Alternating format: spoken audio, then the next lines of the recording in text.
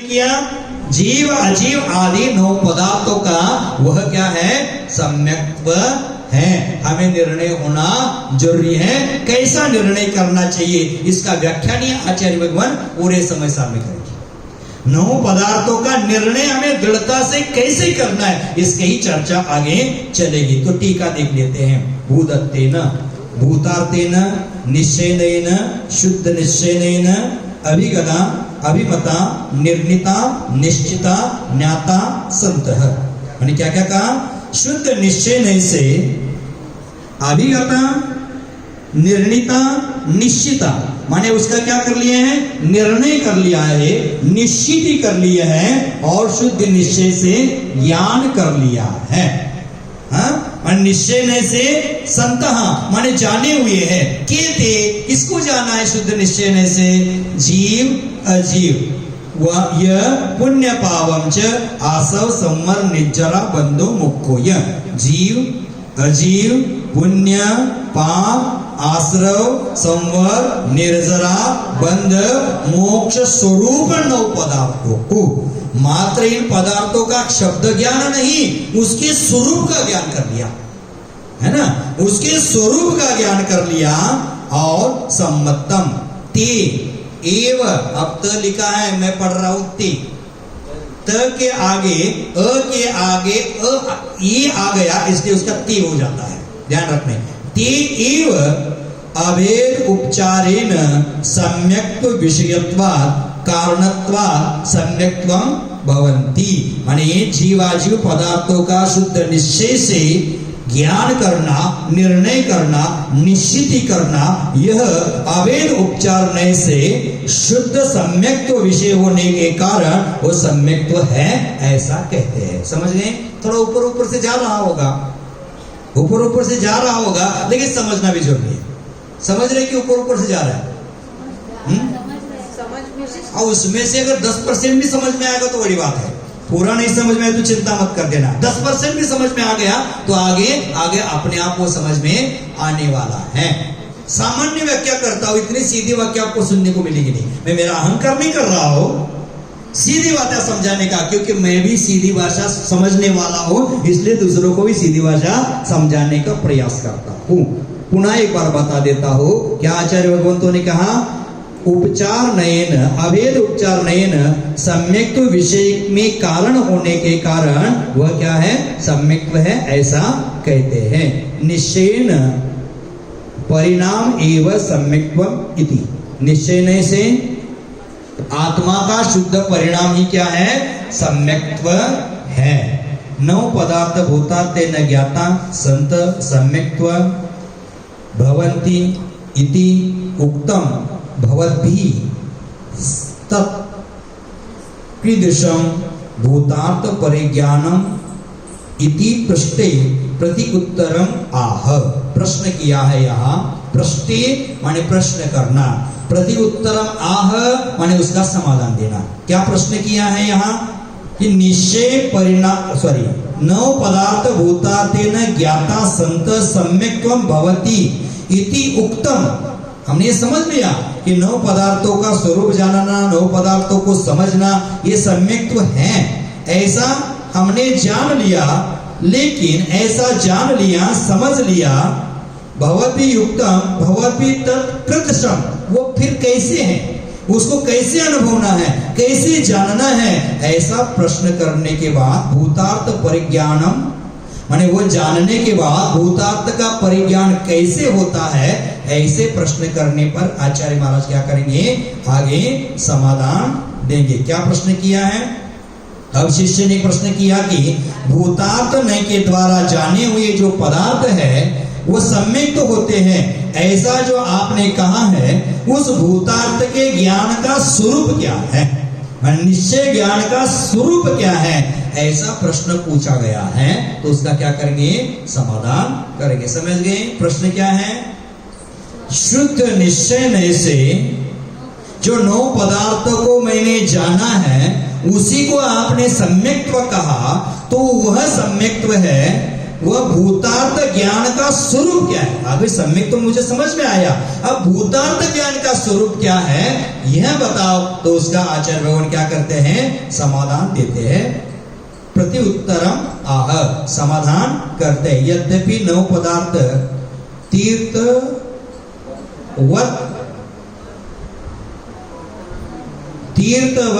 तीर्थ वर्तना निमित्तम प्राथमिक शिष्य अपेक्षया भूतार्थः वर्ण्यन्ते, तथा अपि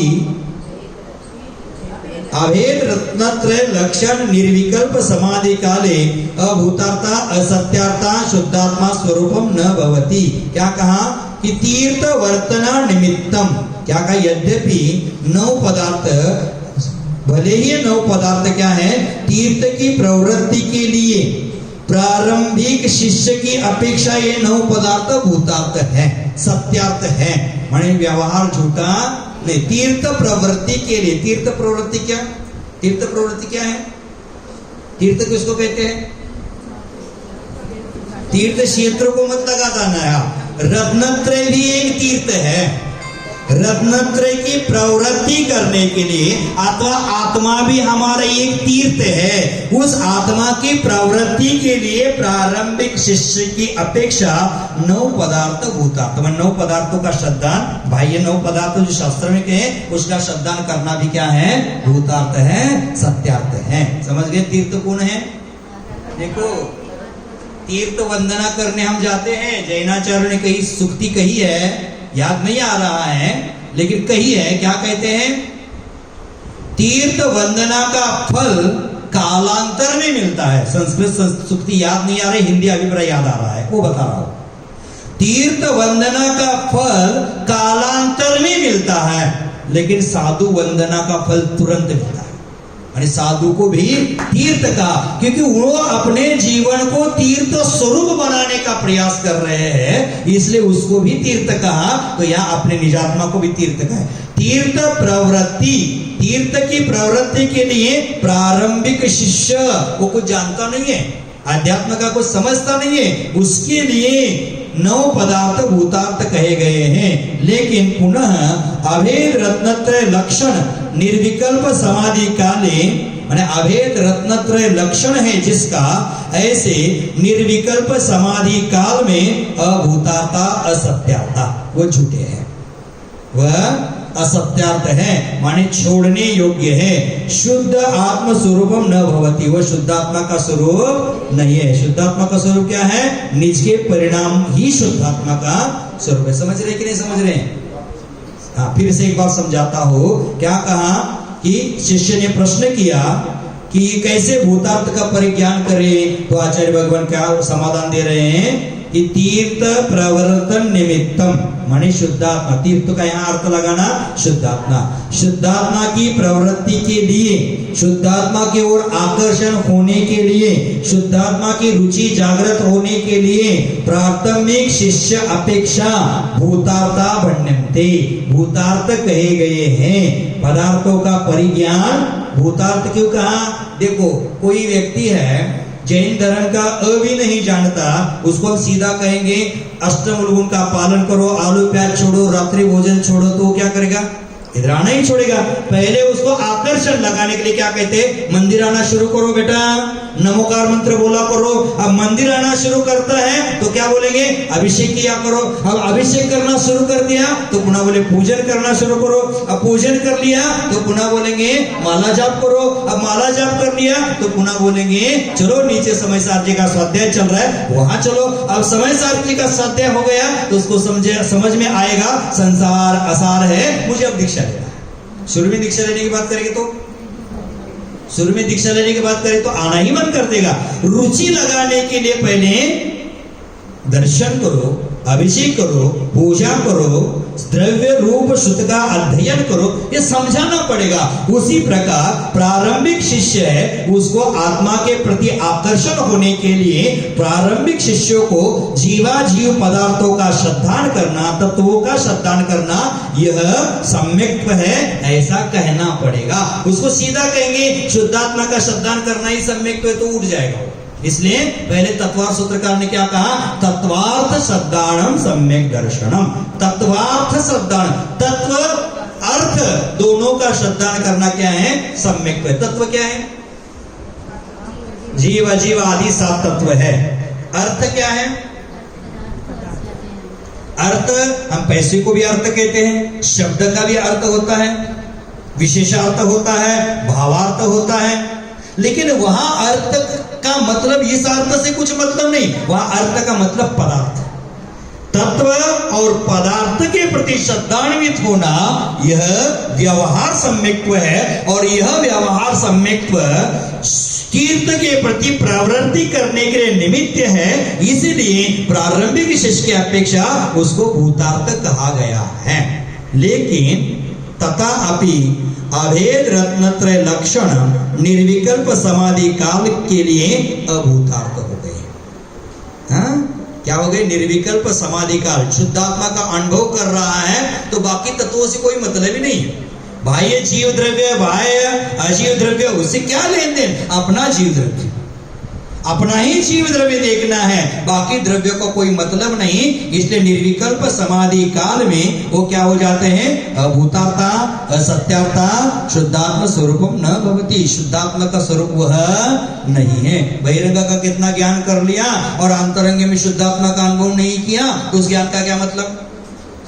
पर पदार्थों का बहुत ज्ञान कर लिया, लेकिन पर पदार्थों का ज्ञान करके शुद्धात्मा का स्वरूप नहीं जाना। तो हमने आज दुनिया को जाना, हम फोन करते हैं ना, फोन एक दूसरे को मोबाइल मिलाते हैं, नंबर मिलाते हैं, तो क्या करते हैं, पहले क्या बोलते हैं, अच्छी बात, जय जिनेंद्र बोलते हैं, और हेलो भी बोलते हैं, पूरा जय जिनेंद्र बोलते हैं। सीधा जय जिनेंद्र बोलने वाले लोग कम है, हेलो जय जिनेंद्र, लेकिन नहीं, जय जिनेंद्र जय जिनेंद्र जय जिनेंद्र बोलिए, जय जिनेंद्र की ध्वनि से अपना मौन खोलिए, जय जिनेंद्र की महिमा गौतम भी पार ना सके। माने जय जिनेंद्र की महिमा अचिंत्य है। जय जिनेंद्र जिनके मुखार बिंद से सुबह सुबह जय जिनेंद्र का उच्चारण होता है, उसके जीवन में पराजय नाम की वस्तु भाग जाती है।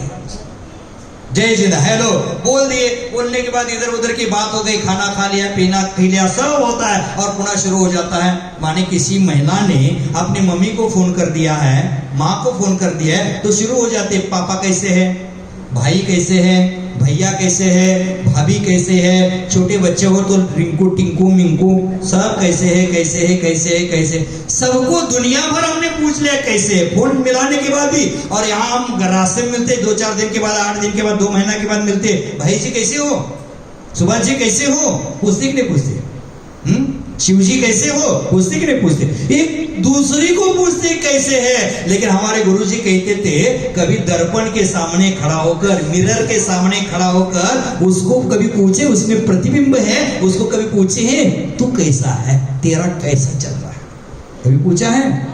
आज तक मैंने स्वयं को नहीं पूछा तू कैसा है, तेरा कैसा चल रहा है। दुनियादारी में उलझे हुए हैं, दुनिया के प्रत्येक व्यक्ति को पूछ रहे, तू कैसा है, तेरा कैसा चल रहा है, तेरा बेटा क्या करता है, बेटी क्या करते हैं, दुनिया भर की बातें करते हैं। लेकिन निजात्मा से कभी बातें की है?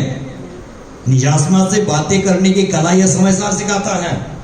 निशुद्धात्मा से गपशप करना सीखो, उससे बात करना सीखो, अपने में बैठकर अपने से ध्यान करना सीखो, अपने में बैठकर अपने से चर्चा करना सीखो, अपने में बैठकर अपने में सुख की खोज करो। हम भाइयों वस्तु में सुख खोज रहे हैं, मीठा मीठा पदार्थ खाने में हमें सुख लग रहा है, सुख लग रहा है, तो सुख कहाँ तक है? जीभ की नोक तक है, गया घाटी। माने वो उसनी रुचि के लिए हम अपने पूरे जीवन को बर्बाद कर रहे हैं। जगत में सबसे शुद्ध वस्तु कौन है?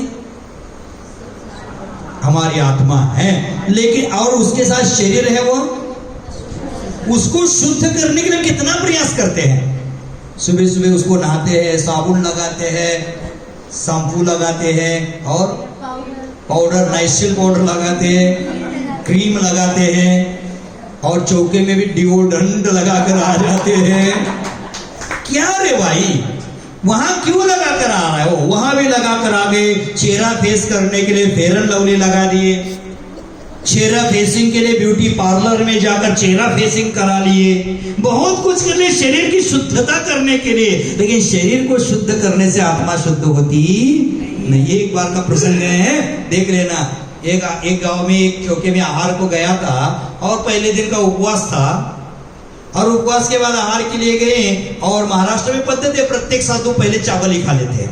पहले पानी ले लिए, पानी लेने के बाद थोड़ा चावल ले ले, एक ग्लास ले ले, दूसरा ग्लास ले, दूसरे ग्लास में इतना लंबा, क्या आज इतना लंबा मिलना मुश्किल है, आज इतना ही मिलता है। देखो माता बहने ध्यान से सुन लेना, लड़की लोगों के बाल कभी नहीं काटना चाहिए, कभी नहीं काटना चाहिए। जैसे पूर्व जमाने में बूढ़े बुजुर्ग लोग जानते हैं, आम का पेड़ आज लगा दिया तो उसको फल कितने दिन के बाद आते थे? 10 साल, 15 साल, 20 साल, 25 साल के बाद पेड़ आते थे। कहावत है दादा को पेड़ लगाना और पोता आम खाएगा, कहावत है। लेकिन 25 साल के बाद पेड़ को आम लगते थे, आज क्या कर दिया? उसको काट दिया, क्रॉस कर दिया और दूसरी शाखा उसमें जुड़ गई। आज हमारे घर के गमले में आम है, आम का पेड़ है, उसको भी आम आ रहा है, क्योंकि उसकी लाइफ घटाकर उसकी छोटे में भी आम ले रहे। उसी प्रकार उसका ऊपर का हिस्सा काट दिया तो उसमें क्या हो गया? छोटेपन में आम लग गए। उसी प्रकार आज वर्तमान में लड़कियों के बाल काटते हैं तो छोटे काल में ही उसमें विषय कषायों की वृद्धि होती है, छोटे काल में ही यौवन आ जाता है, और उसी कारण आज विचित्र घटनाएं हमें सुनने को मिलती है।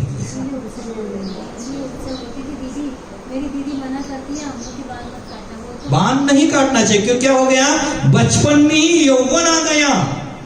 जो पूर्व जमाने में महिला 18-20 साल के बाद, 15 साल के बाद यौवन स्थिति थी, वह आज 10-12 साल में यौवन आ रहे हैं। और क्या हम सुधार कह रहे हैं। आज हमारी 4-5 साल की लड़की स्कूल जाते हुए बोलते मेरा बॉयफ्रेंड है। आज हम बॉयफ्रेंड का एक अलग सा ट्रेड आ गया। हम बचपन में बाल काटते, उसका ये सब परिणाम है। बचपन में कभी बच्चों के बाल, मैं लड़कियों के बाल नहीं काटना अच्छा है। तो क्या कह रहा था मैं? कहां से विषय अलग गया था ये?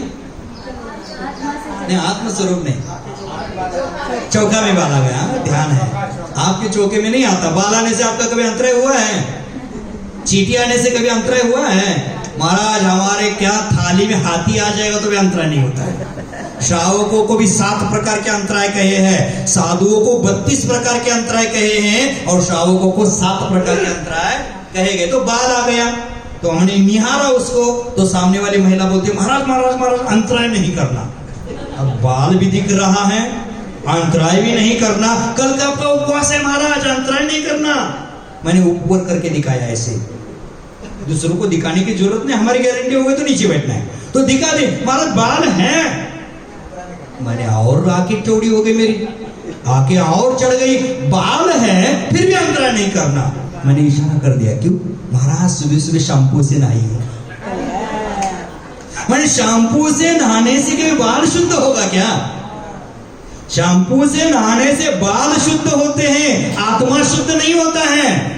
शैम्पू से, साबुन से शरीर शुद्ध हो सकता है, लेकिन आत्मा शुद्ध नहीं होती। आत्मा के शुद्धिकरण के लिए अभेद रत्नत्रय की आवश्यकता है, शुद्ध निश्चय की आवश्यकता है। शुद्ध रत्नत्रय जहां होगा वही आत्मा शुद्ध होगी। तो हम शरीर को शुद्ध करने के लिए कितना पागल होकर घूमते हैं, लेकिन शुद्ध किसको करना है? आत्मा को शुद्ध करना है। तो यहाँ क्या कहा आचार्य भगवंतों ने? ये व्यवहार से वो स्वरूप है, लेकिन निश्चय से वह स्वरूप नहीं है। शुद्धात्म स्वरूपम न भवति, वह शुद्धात्मा का स्वरूप नहीं है। तस्मिन् परम सामायिक काले नौ पदार्थ मध्ये शुद्ध निश्चय नयन एक एव शुद्धात्मा प्रद्योतते प्रकाशते प्रतीयते अनुभूयत इति। क्या कहा? ये शुद्धात्मा का स्वरूप नहीं है। बहिरंग में जो शब्दान किए हैं वो शुद्धात्मा का स्वरूप नहीं, इसलिए परम समाधि काले 9 पदार्थ मध्य, 9 पदार्थ का मैंने ज्ञान कर लिया, लेकिन उसके मध्य इसका ज्ञान करना है शुद्ध निश्चय नयन एक एव शुद्धात्मा। शुद्ध आत्मा का, शुद्ध जीव द्रव्य का ही क्या करना है, श्रद्धान करना है। उसको प्रद्योतते माने उसका उत्कर्ष करना, प्रकाशयते प्रतीयते अनुभवते, और प्रकाशते माने क्या हो गया, शुद्ध निश्चित शुद्ध आत्मा एक ही क्या है, झलकता है। समाधि काल में शुद्ध आत्मा का छोड़कर उसको कोई दिखता ही नहीं। क्या देखना है, हम आंख बंद करके बैठते तो क्या क्या दिखना शुरू होता है, दुनिया हमारे सामने आकर खड़ी हो जाती है। लेकिन निर्विकल्प समाधि काल में जो साधक है उसको क्या दिखता है, आंख बंद करने के बाद आत्मा ही झलक रहा है। शुद्ध निश्चय नहीं से शुद्ध आत्मा ही झलकता है, वही प्रकाशित होता है, उसकी ही प्रतीति आती है, उसका ही अनुभव किया जाता है, बाकी कुछ नहीं। क्या वीतरागी संत जब जब आंख खोलते हैं तो जिनदेव को देखते हैं, और आंख बंद करते हैं तो निजदेव को देखते हैं। दूसरा काम नहीं। हमारा आंख बंद करने के बाद दुनिया सामने खड़ी हो जाती है, गुड़ की बेली खड़ी हो जाती है। मुन्ना लाल सुन रहे हो ना, गुड़ की बेली खड़ी हो जाती है। लेकिन साधु को आंख बंद करने के बाद ना कोई उसका गुरु है, ना कोई शिष्य है, ना महल है, ना संशान है, ना कांच है, ना कंचन है, ना लाभ है, ना अलाभ है, ना भक्त है, ना अभक्त है, ना निंदा है, ना स्तुति है। क्या झलक रहा है, मात्र निज शुद्ध आत्मा झलक रहा है, वही प्रकाशित होता है, वही प्रतीति में आता है। प्रतीति में आता है माने अनुभव में आता है। पीछे शब्द 7 प्रकार के बताए, उसको हमेशा याद रखना। प्रतीति में आता है, उसी का ही अनुभव किया जाता है। साच एव अनुभूति गुण गुणिनो, ठीक चल रहे ना, या च अनुभूति प्रतीति शुद्धात्म उपलब्धि साच एव निश्चय सम्यक्त्व इति, माने उसी की शुद्धात्मा की अनुभूति, शुद्धात्मा की प्रतीति, शुद्धात्मा की उपलब्धि, वही निश्चय सम्यक्त्व है। अब अनुभूति प्रतीति शब्द बार बार आएंगे, वहां वो लगा लेना ठीक से। निश्चय में से शुद्धात्मा की प्रतीति अनुभूति वही सम्यक्त्व है। साच एव अनुभूति, अनुभूति ही गुण गुणिनो निश्चय नयन अभेद अभेद विवक्षया शुद्ध आत्मस्वरूपम इति तात्पर्य। या क्या क्या, अनुभूति जो शुद्ध आत्मा की अनुभूति कर रहा है वही गुण गुणिनो, गुण और गुणी में निश्चय नहीं से क्या है, अभेद है। गुण कौन हो गया, गुण कौन हो गया, अनंत दर्शन ज्ञानादि गुण है। और गुणी माने गुणों को धारण करने वाला, गुण को धारण करने वाला कौन है, आत्मा।